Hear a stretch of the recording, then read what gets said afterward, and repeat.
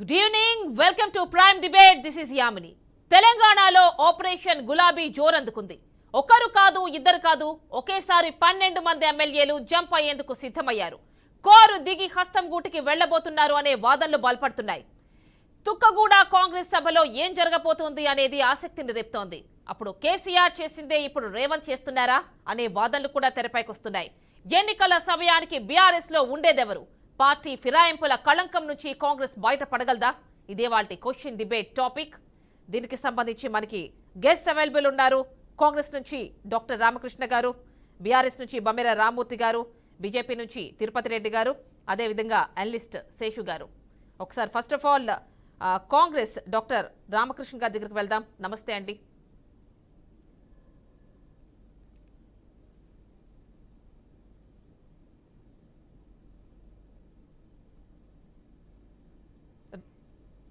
రామకృష్ణ గారు, ఓకేనండి, ఏదో సమ్ టెక్నికల్ ఇష్యూ ఉన్నట్టుంది.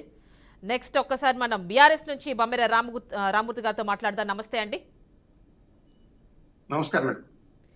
రామ్మూర్తి గారు, చూస్తున్నారు కదా ఆపరేషన్ గులాబీ, ఇది కాంగ్రెస్ నినాదంగా వెళ్తున్నట్టుంది.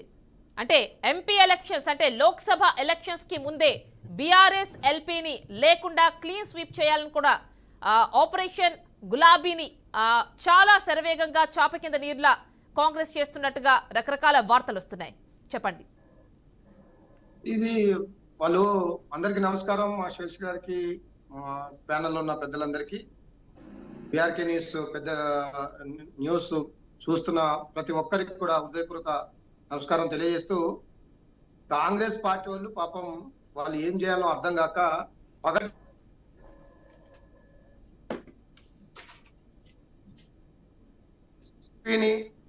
విలీనం చేసుకోవాలా. ఆ రోజు కేసీఆర్ గారు గొప్ప పాలన చూసి ఏదైతే కాంగ్రెస్ పార్టీ వాళ్ళు 12 మంది వచ్చి మొత్తం 12 మంది కలవడం వల్ల కాంగ్రెస్ ఎల్పీ విలీనమై. రామూర్తి గారు, మీ వాయిస్ సరిగ్గా లేదండి, బ్రేక్ అవుతూ వస్తోంది. వస్తుందా? క్లియర్ వస్తుందా? హలో, కంటిన్యూస్ గా క్లియర్ గా రావట్లేదండి, బ్రేక్ అవుతోంది. ఏంటి ప్రాబ్లం ఏంటో మరి? మేబీ సిగ్నల్ ఏమన్నా వీక్ గా ఉందేమో. ఒకసారి చెప్పండి, మాట్లాడండి. అయితే వీళ్ళ పగటి కళలు రేవంత్ రెడ్డి లాంటి వాళ్ళు కొన్ని వందల మంది వచ్చినా, వేల మంది వచ్చినా, ఎంతో మందిని తట్టుకొని నిలబడ్డ బీఆర్ఎస్ పార్టీ ఇది ఎవరో ఊకదంపుడు వ్యవహారాలకో, ఊకదంపుడు మాటలకో బెదిరిస్తనో బెదిరిపోయే పార్టీ కాదు బీఆర్ఎస్ పార్టీ. ఇది ఉద్యమాల చరిత్ర ఉన్న పార్టీ. దీనికి ఒకే ఒక్కడు బయలుదేరి ఈ తెలంగాణ కోసం పోరాటం చేసి ఈ తెలంగాణ అస్తిత్వాన్ని కోల్పోకుండా సాగు నోట్లో దాకపోయి తెలంగాణ రాష్ట్రం తెచ్చిన గొప్ప నేత సృష్టించిన పార్టీ బీఆర్ఎస్ పార్టీ. ఎవడో ఒకరిద్దరు పదవుల బ్రోకర్లు అటు ఇటు పార్టీలు మారిపోయినంత మాత్రాన బీఆర్ఎస్ పార్టీకి ఒరిగేది ఏం లేదు. కాబట్టి వీళ్ళు ఇప్పటికైనా వాళ్ళ యొక్క అసమర్థత పాలన ఇప్పటికైనా పక్కన పెట్టి ఇప్పుడు ఏం జరగాలో, ప్రజలకు ఏం చేయాలో, ప్రజలకు ఇచ్చిన హామీలు ఏం కావాలో, ఎలా దాటిని ఇంప్లిమెంట్ చేయాలో వాటి మీద దృష్టి పెట్టుకోవాలా. ఎవడో ఒకడు వచ్చి వాళ్ళు ఇప్పటి వరకు ఎప్పుడు కూడా ఒక ముఖ్యమంత్రి స్థాయివాడు ఒక ఎంపీ అభ్యర్థి ఇంటికి పోయి దండం పెట్టి నువ్వు రావాలి అని అడిగి తీసుకొచ్చిన చరిత్ర ఎక్కడ లేదండి. ఫస్ట్ మళ్ళీ ఒక మేయర్ గారింటికి పోతాడు, మేయర్ గారింటికి పోయి దండం పెడతాడు, ఎంపీ ఇంటికి పోయి దండం పెడతాడు. అంటే ఇంత బతిమలాడి తీసుకొచ్చి వాళ్ళకు క్యాండిడేట్లు లేవని ఆ క్యాండిడేట్లనే మన తీసుకున్న క్యాండిడేట్లే అంటే అర్థమైంది. 130 సంవత్సరాలు కాంగ్రెస్ పార్టీకి ఎంపీ క్యాండిడేట్లు కరువైంది ఇప్పుడు ఇక్కడ. కాబట్టి అది గమనించాలి. అంటే వాళ్ళకి ఎంపీ క్యాండిడేట్స్ కాంగ్రెస్ కి కరువయ్యారంటారా, లేకపోతే బీఆర్ఎస్ కి కరువయ్యారంటారా? బీఆర్ఎస్ ఒక్కరు కాదండి, 65,000 సభ్యత్వం ఉన్న బీఆర్ఎస్ పార్టీ ఒక్కడు పోతే 100 మంది నాయకత్వం సిద్ధంగా ఉన్నది. కేసీఆర్ గారు ఒక ఫ్యాక్టరీ తయారు చేసే నాయకుల్ని ఎంతో మంది వస్తుంటారు పోతుంటారు, దీన్ని భయపడాల్సిన అవసరం లేదు. కాంగ్రెస్ పార్టీ వాళ్ళు మా దగ్గర నుంచి క్యాండిడేట్ తీసుకొని బతిమలాడి కాళ్ళు మొక్కి తీసుకొని వాళ్ళనే ప్రకటిస్తున్నారు. దీనికి నిదర్శనం ఇప్పుడు ప్రకటించిన రమేష్ అంటారు, మీకు కూడా తెలుసు. కాబట్టి కాంగ్రెస్ ఏదో భయపెడతానో ఒక్కరిద్దరు పోతేనో 12 మంది అని ఇష్టం వచ్చిన ఎల్లో మీడియా రాస్తున్నాయి. నాకు అర్థం కాలే.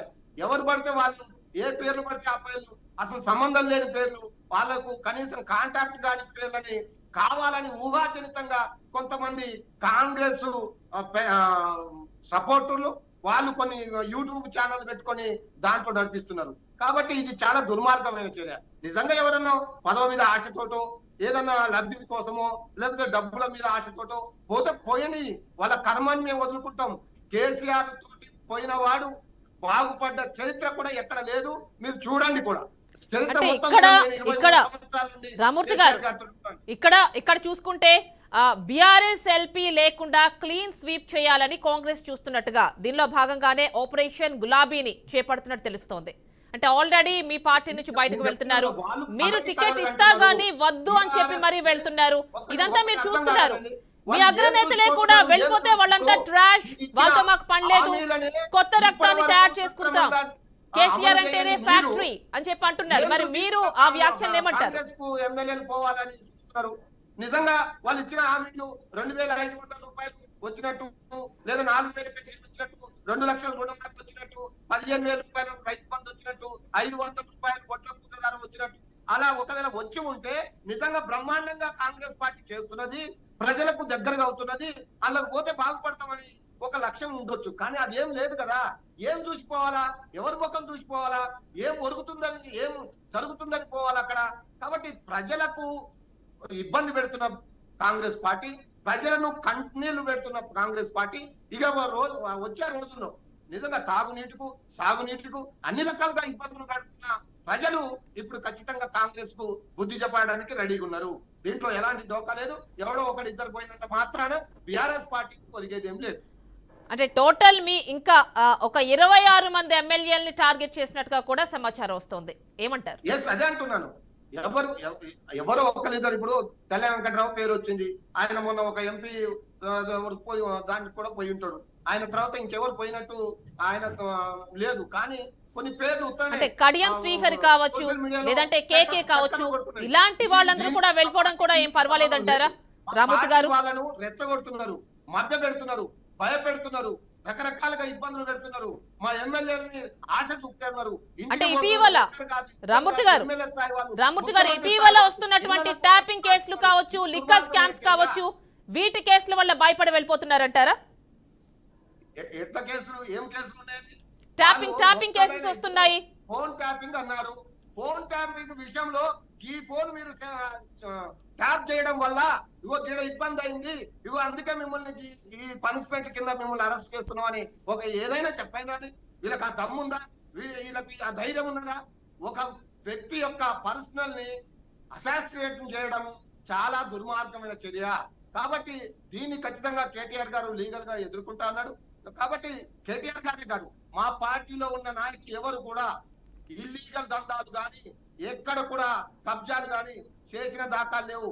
ఎవరైనా చేసి ఉంటే వాళ్లకు ఒత్తాసు పలికిన కాంగ్రెస్ వాళ్ళ ప్రోద్బలంతో కొన్ని జరిగి ఉండొచ్చు. కానీ ఇప్పుడు కేసీఆర్ గారు, కేటీఆర్ గారు, హరీష్ రావు గారు, మా నాయకులు ఈ దందాలకు పాల్పడలేదు. కాబట్టి ఇప్పటికైనా అర్థం చేసుకోవాలా, ప్రజల యొక్క మైండ్ ని డైవర్ట్ చేయడానికి ఈ ఎంక్వైరీల పేరుతో, అరెస్ట్ల పేరుతో, ఈ జైనింగ్ల పేరుతో, ఈ ఆపరేషన్ గులాబీ పేరుతో ప్రజల యొక్క మైండ్ ని, అటెన్షన్ ని తప్పుతో పట్టుతున్న ఈ దుర్మార్గానికి తీవ్రంగా ఖండించాల్సిన అవసరం ఈ రాష్ట్ర ప్రజలపై ఉన్నది. కాబట్టి వీళ్ళందరూ కూడా చేస్తున్న ఈ దుర్మార్గాన్ని, ఈ చేస్తున్న దీనికి ఒత్తాసు పలికేది బీజేపీ వాళ్ళు. బీజేపీ వాళ్ళు ఏంది పాపం, వాళ్ళు గెలిచే చోట, ఇంతకుముందు కూడా నేను చెప్పాను, వాళ్ళు గెలిచే చోట వీళ్ళు డమ్మీ అభ్యర్థులు పెట్టి, వీళ్ళు గెలిచే చోట వాళ్ళు డమ్మీ అభ్యర్థులు పెట్టి, వీళ్ళిద్దరు తోడు దొంగలాగా, చీకటి దోస్తులాగా ఈ రాష్ట్రాన్ని భ్రష్టు పట్టించాలని కేసీఆర్ గారిని ఏదో తక్కువ. ఓకేనండి, ఒక్కసారి బీజేపీ తిరుపతి రెడ్డి గారితో కూడా మాట్లాడదాం. ఒక్కసారి తిరుపతి రెడ్డి గారు, నమస్తే అండి. మేడం నమస్తే. తిరుపతి రెడ్డి గారు, లైవ్ లో ఉన్న వాళ్ళందరికీ తిరుపతి రెడ్డి గారు, చూస్తున్నారు కదా ఇటీవల పరిణామాలు. అసెంబ్లీ ఎలక్షన్స్ తర్వాత బీఆర్ఎస్ మొత్తం కూడా ఖాళీ అయిపోయే పరిస్థితి వస్తోంది. అంటే కాంగ్రెస్ టోటల్ గా, అంటే గతంలో కేసీఆర్ ఏం చేశారో సిఎల్పీ లేకుండా క్లీన్ స్వీప్, ఇప్పుడు అదే మంత్రాన్ని రేవంత్ రెడ్డి కూడా అమలు చేస్తున్నారన్నట్టుగా ఇన్ఫర్మేషన్ వస్తోంది. చెప్పండి మేడం. ఇక్కడ రేవంత్ రెడ్డి గారు, కేసీఆర్ గారు, ఈ రెండు అనేటువంటిది కొద్దిసేపు పక్కన పెట్టుకుంటే ఈ పార్టీలు మారే వాళ్ళు ఎవరైతే ఉన్నారో వాళ్ళిద్దరూ అంటే ఎంతమంది అయితే మారుతున్నారో వాళ్ళు కేవలం ఇంత ముందు కూడా అధికారం కోసం మాత్రమే వాళ్ళు పార్టీలు మారింది. ఈ రోజు నీతోనే అధికారం లేదు కాబట్టి అవతలకి పార్టీలు మారుతున్నారు. అసలు తెలంగాణ అనేటువంటిది, టిఆర్ఎస్ అనేటువంటిది, బిఆర్ఎస్ అనేటువంటిది తెలంగాణ కోసం ఉద్యమాలు చేపట్టినటువంటి వాళ్ళ భుజాల పైన వాళ్ళందరినీ మోసి ఆ యొక్క అధికారంలో కూర్చోబెట్టిండ్రు కేసీఆర్ గారిని.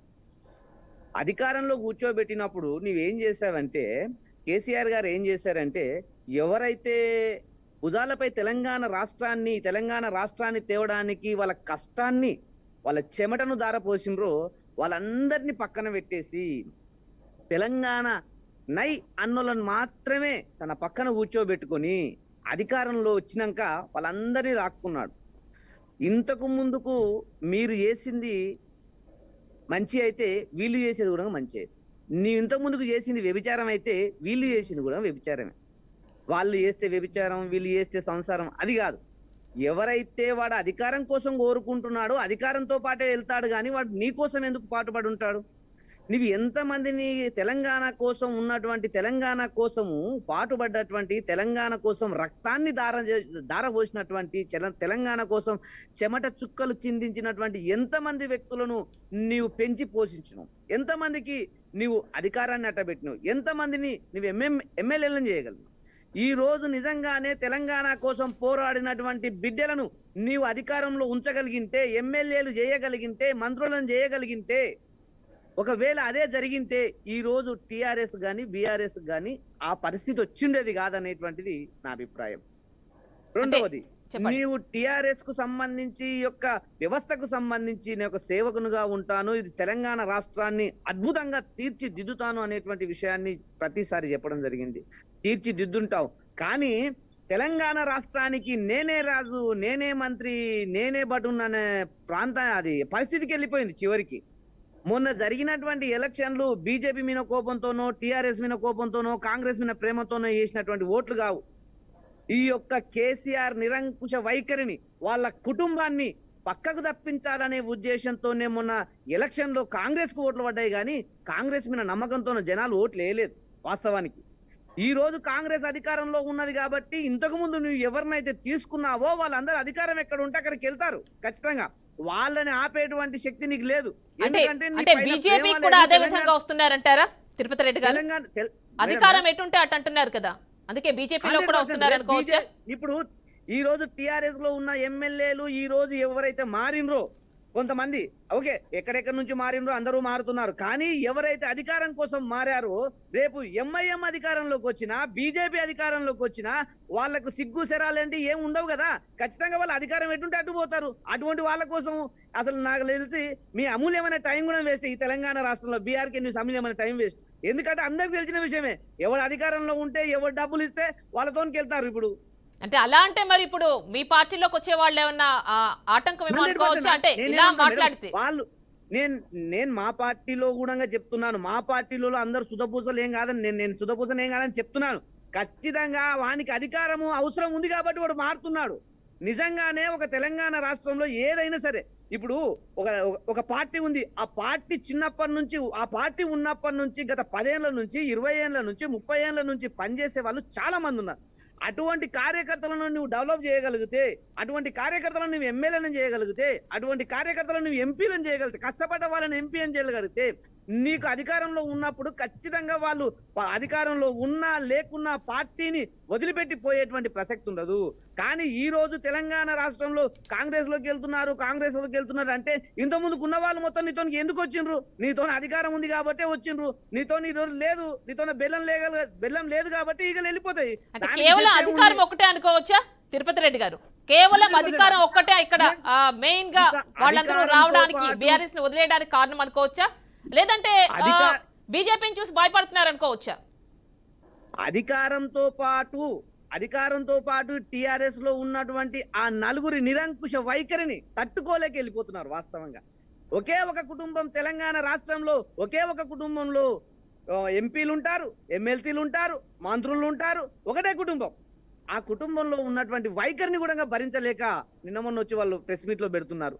వాళ్ళు మంచి చేశారు జనాలు, కానీ చేసేటువంటి పద్ధతి ప్రకారం చేసింటే ఈ విధమైనటువంటి జరగకుండా ఉండేదని నా యొక్క అభిప్రాయం. ప్రస్తుతం మనకి కాంగ్రెస్ నుంచి డాక్టర్ రామకృష్ణ గారు ఫోన్ లైన్ లో అవైలబుల్ ఉన్నారు, వారితో మాట్లాడదాం. నమస్తే అండి.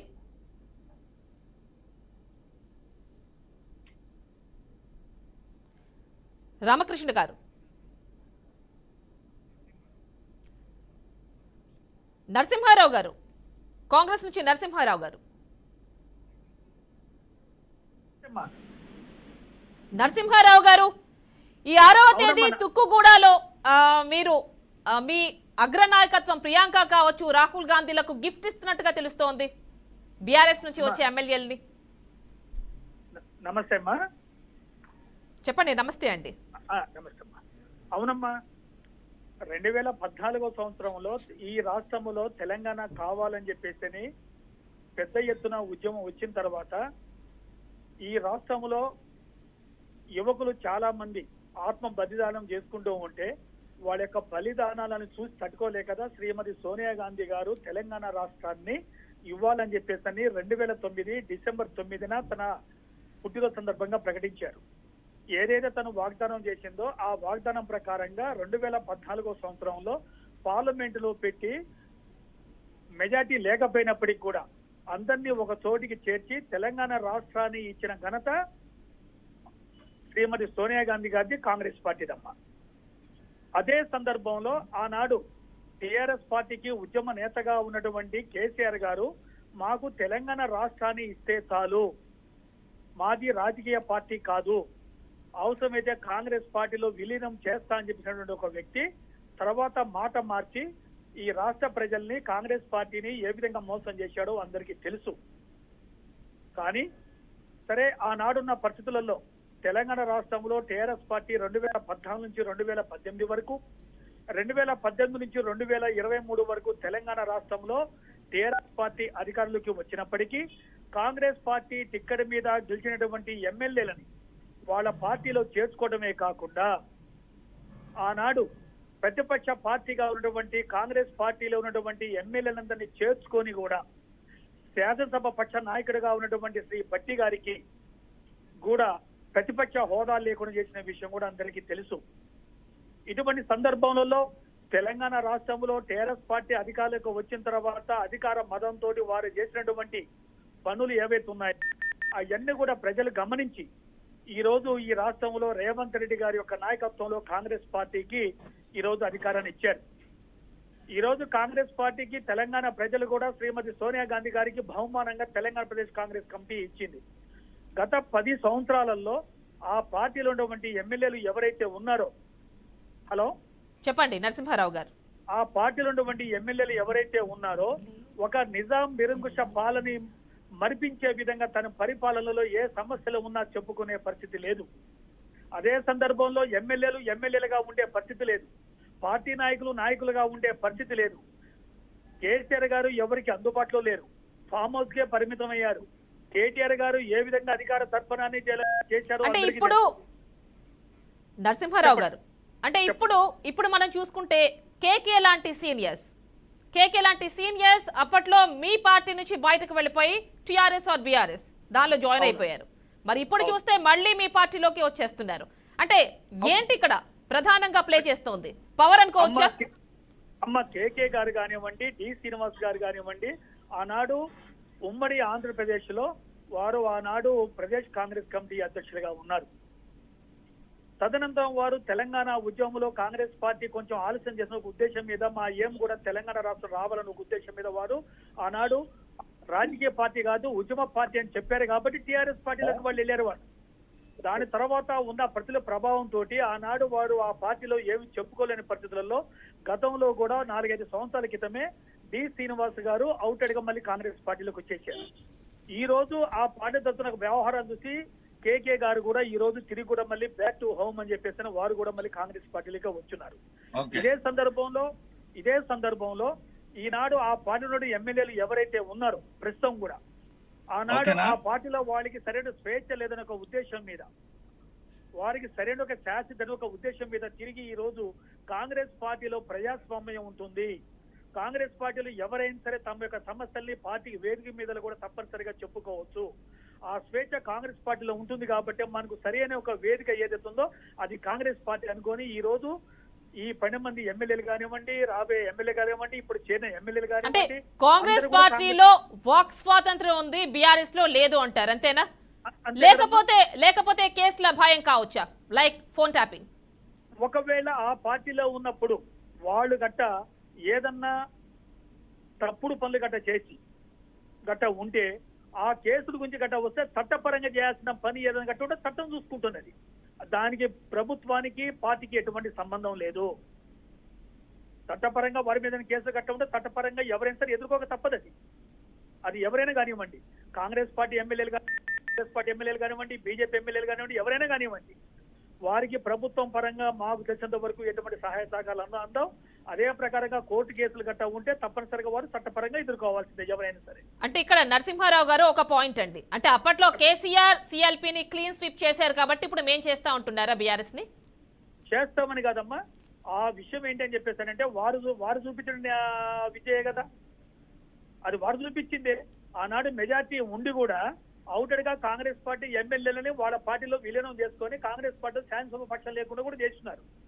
అదే సందర్భంలో ఈ రోజు పరిస్థితి ఏంటని చెప్పేసానంటే ఆ రోజు చేరినా కూడా అది కాంగ్రెస్ పార్టీ ఎమ్మెల్యేలు కానివ్వండి, టీఆర్ఎస్ పార్టీ ఎమ్మెల్యేలకి ఆ పార్టీలో వాళ్ళకి వాక్ స్వాతంత్రం లేదు వాళ్ళకి. కానీ ఈ రోజు తెలుసుకున్నారు వాళ్ళు, కాంగ్రెస్ పార్టీలో మనకు వాక్ స్వాతంత్రం ఉంటుంది, మనకు సరైన వేదిక ఒకటి, ప్రజా సమస్యల్ని పరిష్కరించుకోవాలన్నా ప్రజల మధ్యకి పోవాలన్నా కూడా కాంగ్రెస్ పార్టీ సరైన వేదిక అని చెప్పి తెలుసుకుని వారు ఈరోజు కాంగ్రెస్ మరి ఎందుకండి థర్డ్ ఫ్రంట్ అన్నారు, ఇండియా కూటమి అన్నారు, మీరు వారు కలిసి సెంట్రల్ లో కలిసి పనిచేద్దాం అనుకున్నారు కదా? వారు మాకు ఇండియా కూటమిలో లేరు కదమ్మా.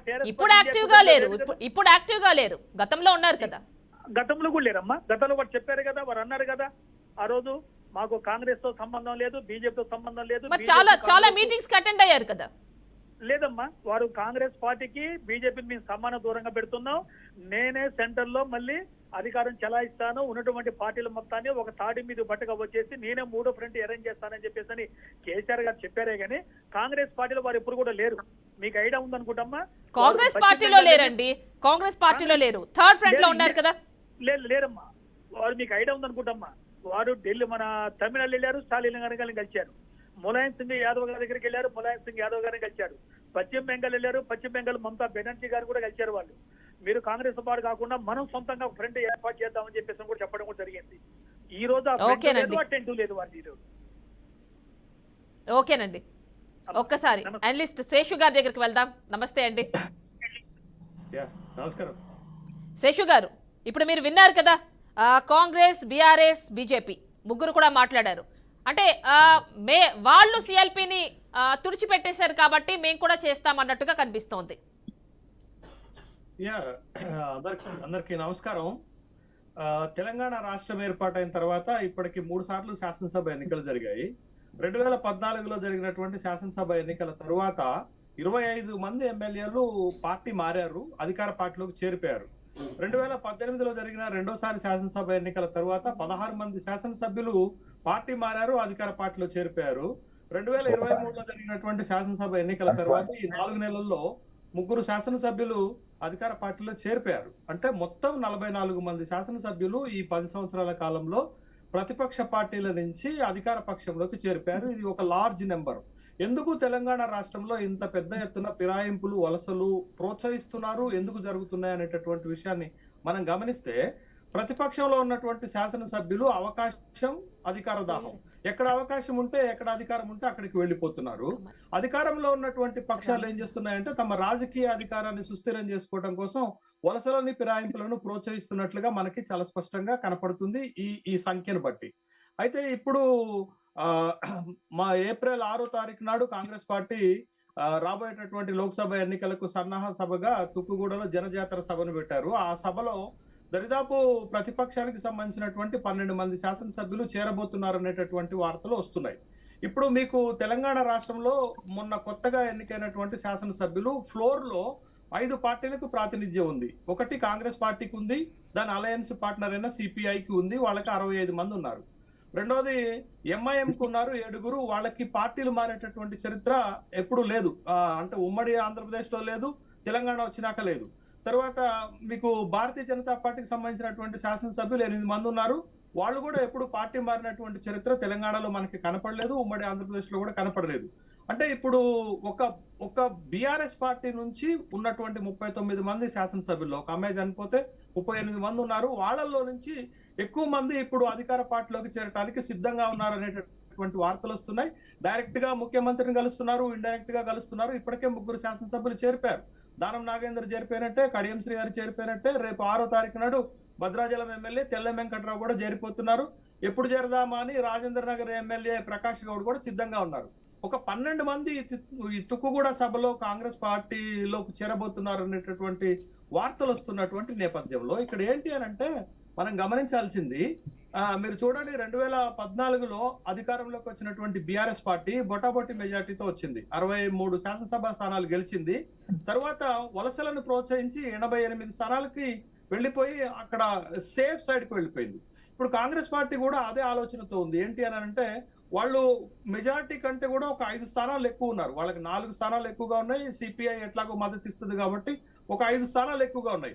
రాబోయే రోజుల్లో ప్రభుత్వం సుస్థిరంగా ఉండటానికి, ప్రభుత్వానికి ఏ ఇబ్బంది కూడా జరగకుండా ఉండటానికి వాళ్ళు చేస్తున్నటువంటిది ఏంటి అని అంటే వలసలను ప్రోత్సహిస్తున్నారు. ఆ వలసలు బీఆర్ఎస్ పార్టీ నుంచి ఎక్కువగా జరిగేటటువంటి అవకాశాలు మనకు కనపడుతున్నాయి. అంటే వాళ్ళు ప్రభుత్వాన్ని భవిష్యత్తులో కూడా ఇబ్బంది రాకుండా ఉండటానికి వలసలను ప్రోత్సహిస్తున్నట్టుగా ఇది ఒకటైతే, రెండోది 2014లో కానీ 2018 తర్వాత కానీ కాంగ్రెస్ పార్టీ లెజిస్లేటివ్ పార్టీ అంతా కూడా బీఆర్ఎస్ పార్టీలో చేరిపోయింది.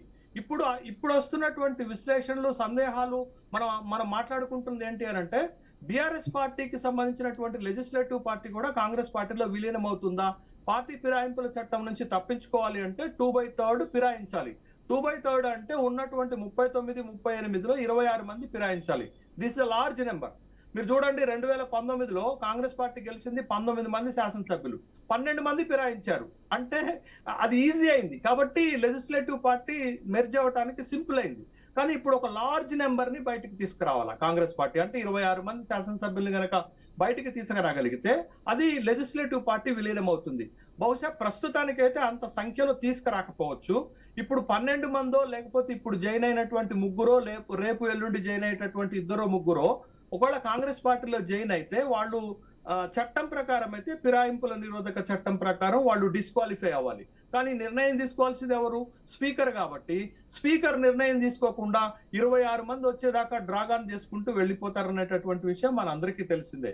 కాబట్టి ఇప్పుడు లెజిస్లేటివ్ పార్టీ ఇప్పటికిప్పుడు విలీనమయ్యే అవకాశం లేదు. కానీ బీఆర్ఎస్ పార్టీ నుంచి large number of MLAs Congress పార్టీలోకి ఫిరాయించడానికి, వలసపోవటానికి సిద్ధంగా ఉన్నారు. ఎందుకు నేను ఈ మాట చెప్తున్నానంటే ఇప్పుడు బీఆర్ఎస్ లో ఉన్నటువంటి 39 మంది శాసనసభ్యుల్లో 6 శాసనసభ్యులు గత ఎన్నికల్లో ఫిరాయించినటువంటి వాళ్ళు గెలిచారు. ఏది?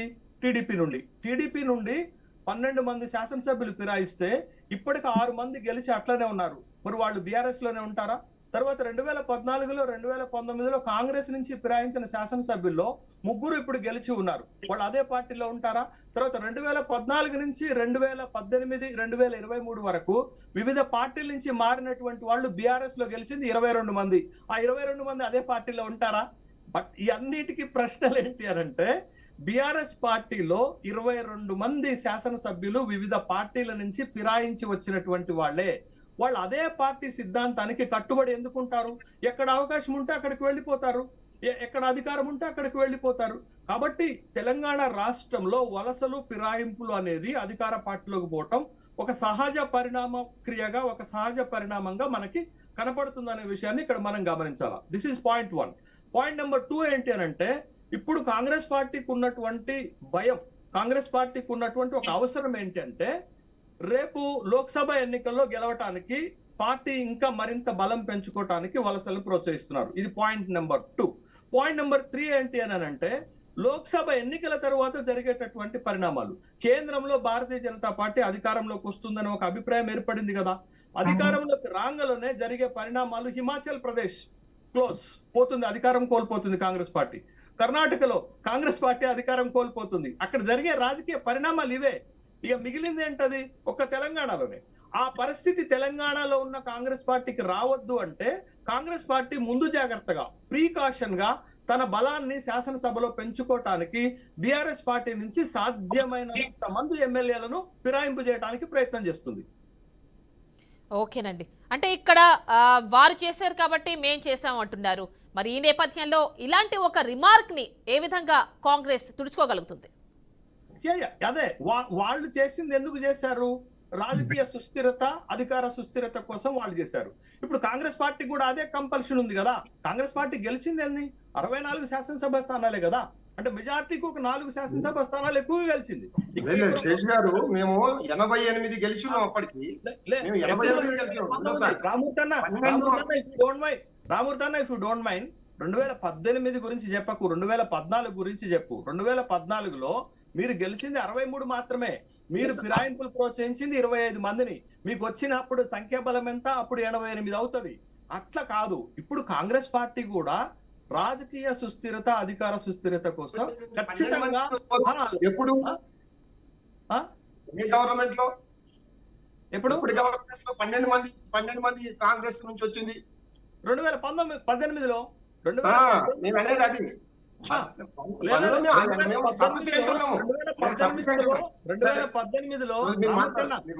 2018లో మీరు గెలిచింది 88. ఫిరాయింపుల ద్వారా ప్రోత్సహిస్తే మీ బలం పెరిగింది 104. మొత్తం 16 మందిని ఫిరాయింపు చేశారు. కాంగ్రెస్ నుంచి 12 మందిని, టీడీపీ నుంచి 2, ఇండిపెండెంట్లీ 2, 16 మంది ఫిరాయించితే మీ బలం 104కు పెరిగింది. కానీ ఫస్ట్ గవర్నమెంట్ 2014లో మొదటి గవర్నమెంట్ లో మీరు చేసింది ఏంటది? 25 మంది శాసనసభ్యులను వైఎస్ఆర్ కాంగ్రెస్ పార్టీ నుంచి, సిపిఐ నుండి, బిఎస్పి నుండి, టీడీపీ నుండి, కాంగ్రెస్ పార్టీ నుంచి, మొత్తం 5 పార్టీల నుంచి 25 మంది శాసనసభ్యులు మీరు తీసుకున్నారు. అప్పుడు 2 సార్లు కాంగ్రెస్ పార్టీ యొక్క లెజిస్లేటివ్ పార్టీ బీఆర్ఎస్ లో విలీనం అవ్వటం వల్ల రెండోసారి అయితే మరీ దారుణం. కాంగ్రెస్ పార్టీ ప్రతిపక్ష హోదాను కోల్పోయింది. కాంగ్రెస్ పార్టీ నాయకుడు బట్టి విక్రమార్క ఆపోజిషన్ పార్టీ లీడర్షిప్ ను కూడా కోల్పోయినటువంటి సందర్భం ఉంది. కాబట్టి నీవు నేర్పిన విద్య నీరజాక్ష. రాజకీయాల్లో ఇది చాలా పాపులర్ ప్రావెర్బ్. కాబట్టి మీరెట్లయితే పార్టీ ఫిరాయింపులను ప్రోత్సహించారో ఇవాళ కాంగ్రెస్ పార్టీ కూడా అదే ప్రాక్టీస్ చేస్తుంది. ఇప్పుడు నేను ఒక నిమిషం నేను మాట్లాడు. ఇప్పుడు యాంకర్ గారు చెప్పండి. మీట్లో పడ్డారు. శేషన్న మీరు మీట్లో ఉన్నారు. శేషు గారు ఒకసారి చెక్ చేసుకోండి, మ్యూట్ లో ఉన్నట్టున్నారు. ఓకే మేడం, నేను ఒకటే చెప్తున్నాను. హలో చెప్పండి రామూర్తి గారు. ఇప్పుడు మా పార్టీ నుంచి పోయే ఎదవలు ఎవరైనా దొంగలు, వాళ్ళకు ఏం తక్కువ చేసేది కేసీఆర్ గారు? నిజంగా వాళ్ళకు దమ్ము ధైర్యం ఉంటే రాజీనామా చేసి, వాళ్ళు అంటున్నారు కదా 25 మంది వచ్చేదాకా నీకు దమ్ము ధైర్యం ఉంటే రాజీనామా చేసి వెళ్ళాలి. శేషు గారు మీరు మ్యూట్ లో ఉన్నారు, ఒకసారి చెక్ చేసుకోండి. రామూర్తి గారు మాట్లాడుతున్నారు. రామూర్తి గారు మీరు డిమాండ్ చేసేటప్పుడు మీరు అప్పుడు ఏం చేశారు? రాజీనామా చేసి తీసుకున్నారా? తీసుకోలేదు కదా. ఇప్పుడు నైతికత మేము మొత్తం విలీనం చేసిండు వాళ్ళు. మేము ఒకవేళ అలా చేసింటే నిజంగా అట్లా మేము చూస్తూ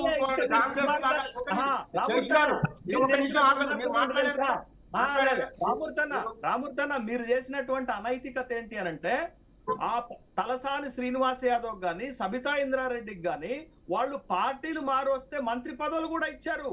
తలసాని శ్రీనివాస్ యాదవ్ పార్టీ మారినప్పుడు ఖచ్చితంగా అతని పైన యాంటీ డిఫెక్షన్ లా వర్తిస్తుంది.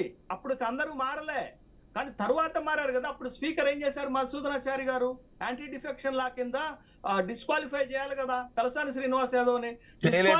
చేయకపోగా మీరు మంత్రి పదవి ఇచ్చారు. కాబట్టి ఆ రోజు మీరు చేసింది కాంగ్రెస్ చేస్తుంది. అప్పుడు నేను ఒకటే చెప్తున్నాను, ఒక ఉద్యమకారుడిగా, బిఆర్ఎస్ పార్టీ ఉద్యమాల పార్టీగా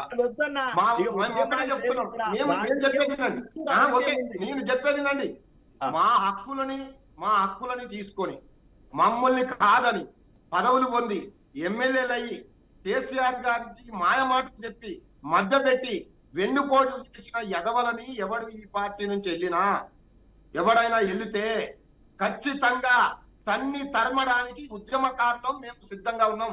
ఎందుకంటే మేము రాజకీయంగా, ఆర్థికంగా మేము సర్వనాశనం అయినాం. వాళ్ళు పదవులు తీసుకున్నారు. వాళ్ళు మాయమాటలు చెప్పారు. ఇప్పుడు మేము పార్టీ నుంచి వెళ్ళిపోతాం, మాకు అధికారం లేదని పోదని చూస్తూ ఊరుకోవడానికి మేము కాంగ్రెస్ లాగా దత్తమని కాదు, మేము ఉద్యమకారులం. ఒక్కొక్కరిని ఉరికించి తంత్రం. బీఆర్కే న్యూస్ సందర్భంగా ఈ వేదికగా నేను చెప్తున్నాను, ఒక ఉద్యమకారుడిగా బొమ్మ రామకృష్ణయ్య ఒక ఉద్యమకారుడు. ఈ 23 సంవత్సరాలు అన్ని కోల్పోయాం, పదవులు కోల్పోయాం, వాళ్ళని ఎమ్మెల్యేలు చేసినాం, మంత్రులు చేసినాం, గొప్ప గొప్ప పదవులు ఇచ్చినాం. ఏం తక్కువ చేసినామంటే కేకేకి, ఏం తక్కువ చేసినామంటే రంజిత్ రెడ్డికి, ఏం తక్కువ చేసినామంటే కడియం శ్రీహరికి, ఏం తక్కువ చేసినామంటే మహేందర్ రెడ్డికి. వీళ్ళందరూ గొప్ప గొప్ప పదవులు ఈ పార్టీలో అనుభవించారు. కేసీఆర్ గారికి మాయ మాటలు చెప్పి మభ్యపెట్టి కట్టప్ప రాజకీయాలు చేసిన ఈ యదవల్ని ఖచ్చితంగా తన్ని తరుపుతాం. రేపు గ్రామాలలో ఈ ఎన్నికలు స్టార్ట్ అవుతున్నాయి, ఉద్యమాలు కూడా స్టార్ట్ అవుతాయి. మా యొక్క ప్లాన్ మేము చేస్తున్నాం కాబట్టి వీళ్ళని చూస్తూ ఊరుకోవడం. ఈ గవర్నమెంట్ ఏం చేసినా మాకు జైళ్ళు, దెబ్బలు, గోడ జైల్లో ఉండడం మాకేం కొత్త ఏం కాదు. కాబట్టి ఎవరైతే మా పార్టీకి మోసం చేసి పోవాలని చూస్తున్నారో వాళ్ళని మాత్రం విడిచి వదిలిపెట్టాం. అందుకనే మీ ద్వారా, బీఆర్కే న్యూస్ ద్వారా ఈ తెలంగాణ ప్రజలకు, ముఖ్యంగా మా పార్టీ ఎమ్మెల్యేలకు కూడా విజ్ఞప్తి చేస్తున్నాం. అయ్యా, మీరు పోతే పోండి, కానీ రాజీనామా చేసి పోండి. ఒకవేళ రాజీనామా చేయకుండా పోయినట్టయితే ఖచ్చితంగా ఎంటబడతాం, మిమ్మల్ని తరుముతాం, మిమ్మల్ని రోడ్ల మీదకి రానియం. మా యొక్క సత్తా ఏందో, ఉద్యమకారుల పౌరుషం ఏందో ఖచ్చితంగా చూపెడతాం. మీకు అధికారాలు కావాలి, మీకు అదే కావాలంటే మమ్మల్ని రామూర్తి గారు, కదా, మేము రామూర్తి గారు, కాబట్టి కేసీఆర్ అపర చాణక్యుడు అంటూ ఉంటారు కదా, మరి అలాంటి వ్యక్తిని మోసం చేయగలరంటారా? ఎస్, మోసం చేసిండు. మోసపూరితమైన తేనె పూసిన ఒక పక్క ఒక్క నిమిషం అండి, ఒక్క నిమిషం. కేసీఆర్ గారు, నెక్స్ట్ మీరే. ఒక పక్క కేకే గారు, ఒక పక్క కడియం శ్రీ గారు. వీళ్ళే పెద్ద తురుంగాళ్ళు అయినప్పుడు, వీళ్ళే పెద్ద గొప్ప నాయకులు అన్నట్టు పార్టీని మొత్తం అంటగట్టి వీళ్ళు పెద్ద మునగాళ్ళగా కేసీఆర్ కి చెప్పిన మాటల వల్ల కేసీఆర్ మేబీ ఛాన్స్ ఇస్తారేమో అండి, ఆయన మాటలు విన్నాడు, ఆయన మేబీ ఛాన్స్ ఇస్తారేమో. రామూర్తి గారు అంటున్నారు కదా, కేసీఆర్ కొత్త రక్తాన్ని తయారు చేస్తా, కేసీఆర్ అంటేనే ఫ్యాక్టరీ అంటున్నారు కదా. పెట్టాం మేము. ఓకేనండి, ఏమంటారు? ఓకేనండి, ఒక్కసారి అవకాశం ఇవ్వండి మేడం. ఒక్కసారి ఏమంటారు? కేసీఆర్ చెప్తున్నారు కదండి, వీళ్ళంతా వెళ్ళిపోని నాకేం నష్టం లేదు, కొత్త రక్తాన్ని, యువ రక్తాన్ని తయారు చేస్తా అని చెప్తున్నారు కదా. మేబీ ఛాన్సెస్ రావచ్చు. ఒక్క నిమిషం అండి, ఒక్క నిమిషం. బ్రహ్మాండమైన నాయకత్వం ఉన్నది. దాదాపు రామూర్తి గారు, మిగిలిన వారితో కూడా మాట్లాడదాం. కాంగ్రెస్ నుంచి రమణ గారు ఉన్నారు, వారితో కూడా మాట్లాడదాం. ఓకేనండి, రమణ గారు చెప్పండి. మేడం నమస్తే అండి. నమస్తే అండి. రామూర్తి గారికి ఒక విషయం చెప్పదలుచుకున్నాను నేను. అన్న నమస్తేనే. నమస్తే. నమస్తే. ఒక్కటేంటంటే 2014లో గవర్నమెంట్ అంటే బైఫర్కేషన్ జరిగిన తర్వాత, తెలంగాణ వచ్చిన తర్వాత ఏదైతే టీడీపీ వాళ్ళని తీసుకున్న తర్వాత మరి వాళ్ళని సస్పెండ్ చేయకుండా అదే కంటిన్యూ ఎలా చేశారన్నా? మరి ఆ రోజు మరి రాజ్యాధికారం ఎక్కడుంది? మరి ఆ రోజు ఏమైంది? ఈ రోజు దానం నాగేంద్ర గారు వెళ్ళిపోతానో, లేకపోతే ఇంకా మహేందర్ రెడ్డి వెళ్ళిపోతానో, లేకపోతే ఇంకెవరో వెళ్ళిపోతే, మన కడియం శ్రీ గారు వెళ్ళిపోతానో, మీరు పార్టీకి రాజీనామా చేసి మళ్ళీ ఇది చేసి రండి అని చెప్తున్నారు. మరి ఆ రోజు ఎందుకు వీళ్ళు తలసాని శ్రీనివాస్ యాదవ్ కానీ పార్టీ నుంచి వెళ్ళిపోతుంటే మీరు చేతగాని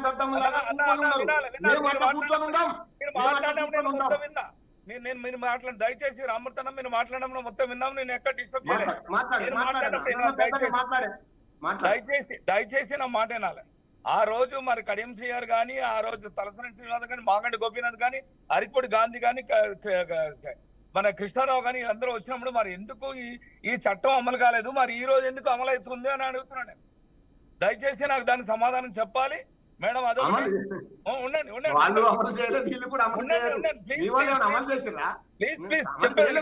ప్లీజ్ చెప్పాను. ఈ రోజు కాంగ్రెస్ కి అభివృద్ధి చూసి, కాంగ్రెస్ గత 127 సంవత్సరాలు 130 సంవత్సరాలు పాలన చేసింది, 60 సంవత్సరాలు అధికారంలో ఉన్న పార్టీ జాతీయ పార్టీ. చెప్పేది వినండి.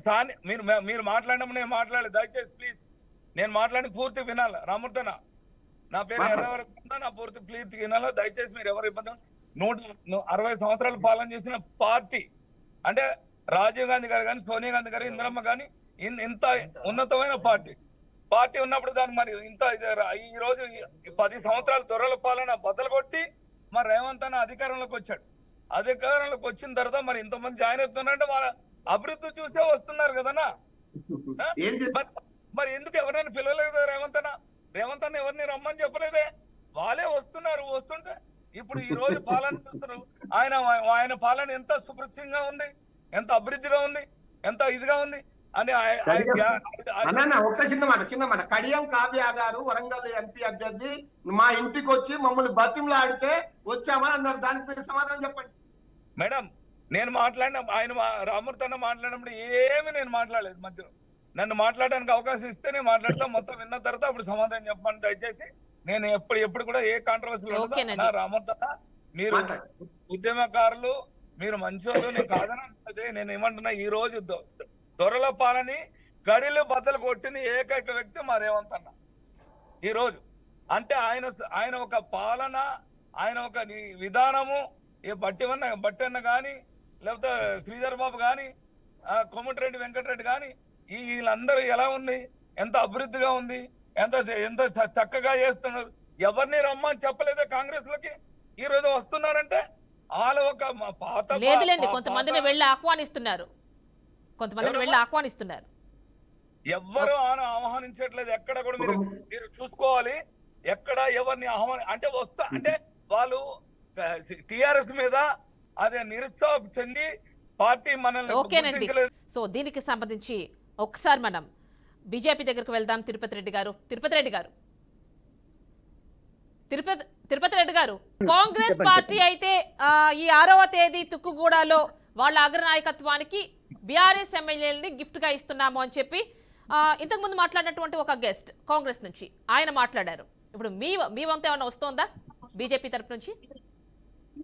మేడం ఇక్కడ నిజంగానే ఈ తెలంగాణ పార్టీ, ఉద్యమాల పార్టీ, ఈ బొమ్మెర రామ్మూర్తి గారు లాంటి వాళ్ళు పాపం 20 ఏళ్ల నుంచి 30 ఏళ్ల నుంచి ఉద్యమాలు చేసినట్లున్నారు. వరంగల్ నాకు కూడా తనది, వరంగల్ ఎక్కడ నాకు కూడా ఐడియా లేదు. అయితే ఇటువంటి కార్యకర్తలు కొన్ని వందల మంది ఉన్నారు, పాపం కొన్ని వేల మంది, లక్షల మంది కూడా ఉన్నారు. అంటే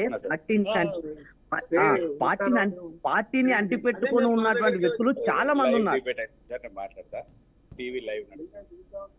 మేడం కొద్దిగా మ్యూట్ లో పెట్టరా అవి మాట్లాడితే సార్. అన్న రామకృష్ణ ఎవరిదో వాయిస్ అండి ఓవర్లాప్ అవుతోంది. అదే వాళ్ళు కొద్దిగా మాట్లాడుతున్నారు, అందుకే కొద్దిగా మ్యూట్ లో పెట్టమని చెప్పండి.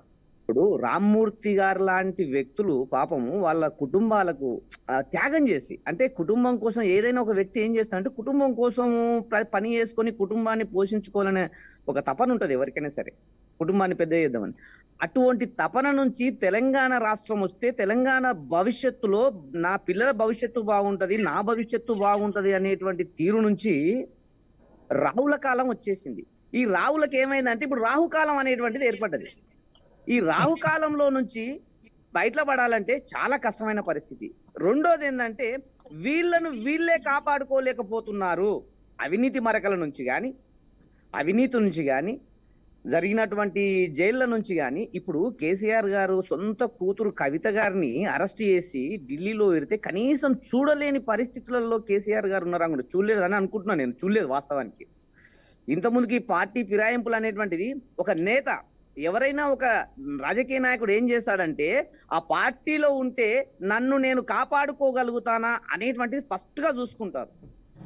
వాళ్ళు ఇంత ముందుకు కాంగ్రెస్ లో ఉంటే టిఆర్ఎస్ లో ఎందుకు మళ్ళారంటే మమ్మల్ని మేము కాపాడుకోలేనటువంటి పరిస్థితుల్లో ఉన్నాము, అందుకే మేము టిఆర్ఎస్ కు బదిలీ అయితే మేము చేసినటువంటి అవినీతి మరకలకు అంటకుండా కేసీఆర్ గారు మమ్మల్ని కాపాడతారు అనేటువంటి ఉద్దేశంతోనే వాళ్ళు పార్టీ మారారు. 10 ఏళ్ల తర్వాత అదే పరిస్థితి మళ్ళీ వచ్చింది, మళ్ళీ వాళ్ళు పార్టీ మారుతున్నారు. అంటే అవినీతి మరకలు అంటినటువంటి ప్రతి వ్యక్తి కూడా అధికారంలో ఉండాలని ప్రయత్నిస్తున్నారు. అటువంటి వ్యక్తులు బీజేపీలో రాలేరంటే వచ్చారు, కొంతమంది వచ్చారు, ఖచ్చితంగా అది రాజకీయ పార్టీలో సహజం. కానీ ఇక్కడ ఏమైతుందంటే ఎవరైతే అధికారంలో ఉంటారో వాళ్ళు అవినీతికి కొమ్ము కాస్తారో అటువంటి వాళ్ళు చేర్చుకోవడం అనేటువంటిది చాలా నీచమైన పరిస్థితి. అధికారం అంటే జనాలు నిన్ను ఒక అసెంబ్లీ స్థానంలో ఒక ఎమ్మెల్యేని గెలిపించారంటే నీ పార్టీ మీద, నీ మీద ఉన్న నమ్మకంతోనే గెలిపించారు. మీ పార్టీ అధికారంలో ఉన్నా లేకపోయినా ఆ యొక్క కాన్స్టిట్యుయెన్సీలో నీకు అవసరం ఉంది, నీ అవసరం ఉంది కాబట్టి ఆ కాన్స్టిట్యుయెన్సీలో నిన్ను నమ్మారు కాబట్టి నిన్ను గెలిపించడం జరిగింది. అటువంటి అప్పుడు నీవు జనాలను దాదాపుగా ఒక్కొక్క కాన్స్టిట్యున్సీలో నీకు 1,00,000 ఓట్లు 1,50,000 ఓట్లు, ఆ 1,00,000 ఓట్లు 1,50,000 ఓట్ల జనాలను తాకట్టు పెట్టి ఈ రోజు నువ్వు పార్టీ మారుతున్నావు. ఆ జనాలు ఇప్పుడు ఓకే, కాంగ్రెస్ పార్టీ కానీ, బీజేపీ పార్టీ కానీ, టిఆర్ఎస్ పార్టీ కానీ ఇదంతా పక్కన పెడితే వీళ్ళకేం సమాధానాలు చెప్పగలుగుతారు పార్టీలు మారితే? అంటే ఈ రోజు నువ్వు కాంగ్రెస్ లో మారేది ఉంటే, ఒకవేళ టిఆర్ఎస్ లోకి మారినప్పుడు కూడా అదే పరిస్థితి. నువ్వు ఒకవేళ కాంగ్రెస్ లోకి మారుతున్నప్పుడు నువ్వు ఆ కాంగ్రెస్ అభ్యర్థి అక్కడ నిలబడి కదా, వానికే ఓటు ఎందుకు వేయలేరు? మరి ఇల్లు ప్రజలు వారికి ఓటు వేయాలి కదా. ఎందుకు ఓటు వేయలేరంటే నీ పైన ఉన్నటువంటి నమ్మకంతోనే నీకు ఓటేశారు, నీవు సేవ చేస్తావనే నమ్మకంతోనే నీకు ఓటేశారు.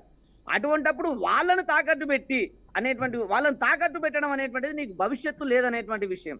రెండవది, టిఆర్ఎస్ అనేటువంటిది ఎప్పుడైతే బిఆర్ఎస్ గా మారిందో, టిఆర్ఎస్ అనేటువంటిది తెలంగాణ వాదంతోనే నిలబడ్డటువంటి పార్టీ. దాదాపుగా 14-15 ఏళ్ళు కృషి చేసింది తెలంగాణ కోసం. ఆ పార్టీ పెట్టుకొని తర్వాత ఒక 10 ఏళ్ళు చేసింది.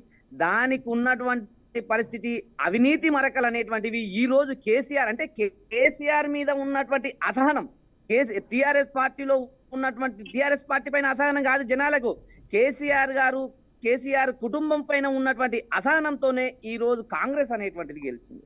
నిజంగానే ఇంతకుముందు కన్నా చెప్పాడు, ఒకవేళ బీజేపీ మొత్తం అది కాంగ్రెస్ లోకి ఇది మొత్తం మారితే నెక్స్ట్ బీజేపీ అనేటువంటిది ముందరకు వచ్చి కూర్చుంటది. రేవంత్ రెడ్డి గారు చాలా తెలివిపరులు. ఇందులోనే కొంతమంది నుంచేసి మిగతా వాళ్ళని ఆయన తీసుకుంటున్నాడు. ఎందుకంటే ఈ ఒక స్థానంలో టిఆర్ఎస్ గాని లేకుంటే, మళ్ళీ బీజేపీ గాని వస్తే 20 నుంచి 30 ఏళ్ల వరకు టిఆర్ఎస్ అనేటువంటిది ఈ రోజు గాను లేకుంటే 2029 సంవత్సరంలో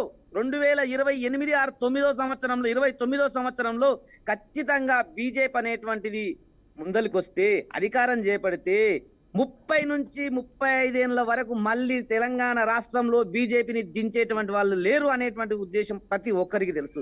ఇప్పటికే బోగటగా మారిపోయింది. నెక్స్ట్ వచ్చేది బీజేపీ. ఏదో నేను కండు వేసుకుని దాని పేరు చెప్పట్లేదు, కానీ ఈ రోజు చెప్తున్నాను, ఈ రోజు తెలంగాణ రాష్ట్రం నాశనం కావడానికి కారణము, తెలంగాణ రాష్ట్రంలో టిఆర్ఎస్ పార్టీ నాశనం కావడానికి కారణము వాళ్ళ సొంత తప్పిదాలే తప్ప ఎవరి తప్పిదాలు కావు. రామ్మూర్తి గారు ఉన్నారు, రామ్మూర్తి లాంటి నా ముందర ఒక వ్యక్తి ఉన్నాడు రమేష్ అని. అటువంటి వ్యక్తులు చాలా మంది కుటుంబాలను త్యాగం చేశారు.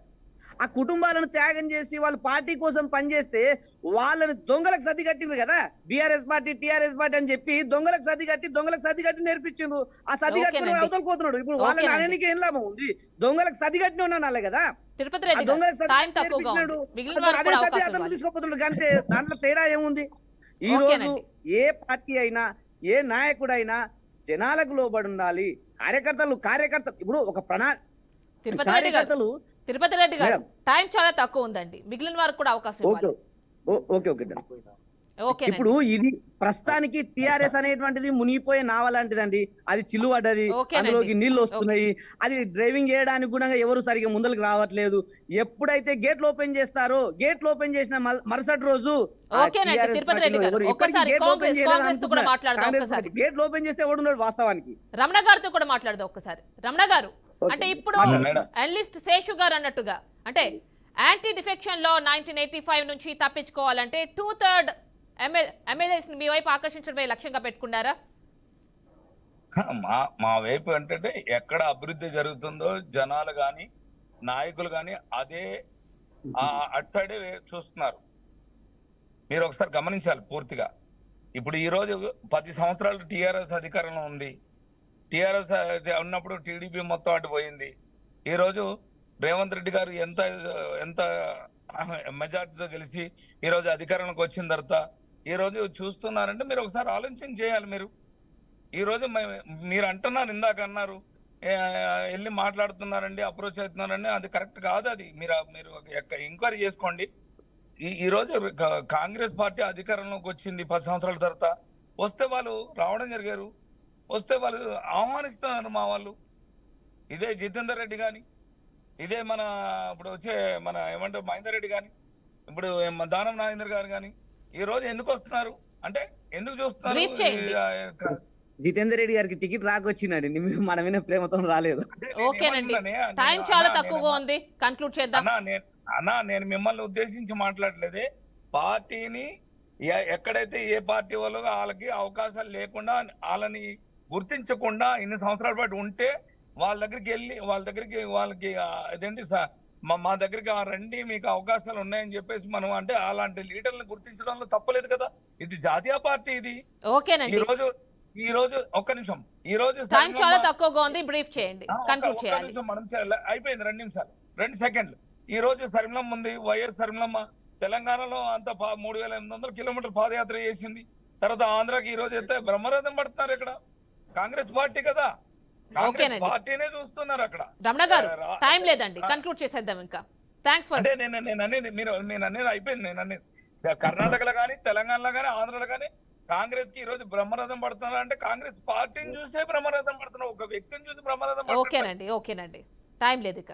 థ్యాంక్స్ ఫర్ జాయినింగ్ అండి. కాంగ్రెస్ నుంచి మనకి రమణ గారు, బీఆర్ఎస్ నుంచి బమేర రామూర్తి గారు, బీజేపీ నుంచి తిరుపతి రెడ్డి గారు, అదేవిధంగా అనలిస్ట్ శేషు గారు. Thanks for joining. సో ఇప్పుడు మనం చూస్తున్నాం ఏంటంటే యాంటీ డిఫెక్షన్ లా 1985 ప్రకారం వేటు పడకుండా ఉండాలి అంటే 2/3 ఎమ్మెల్యేస్ని ఆపరేషన్ గులాబీలో అంటే భాగంగా వాళ్ళు ఈ 6వ తేదీ తుక్కు కూడా కాంగ్రెస్ సభలో వాళ్ళ అగ్రనేతలకి గిఫ్ట్గా ఇస్తామని చెప్పి ఇంతకుముందు మనకి డిబేట్లో పార్టిసిపేట్ చేసిన ఒక కాంగ్రెస్ నేత కూడా వ్యాఖ్యానించడం చూసాం. సో మున్ముందు చూడాలి ఏం జరగబోతుంది అనేది. ఇది వాళ్ళ prime debate topic. Stay tuned to BRK news, తెలుగోడు సత్తా.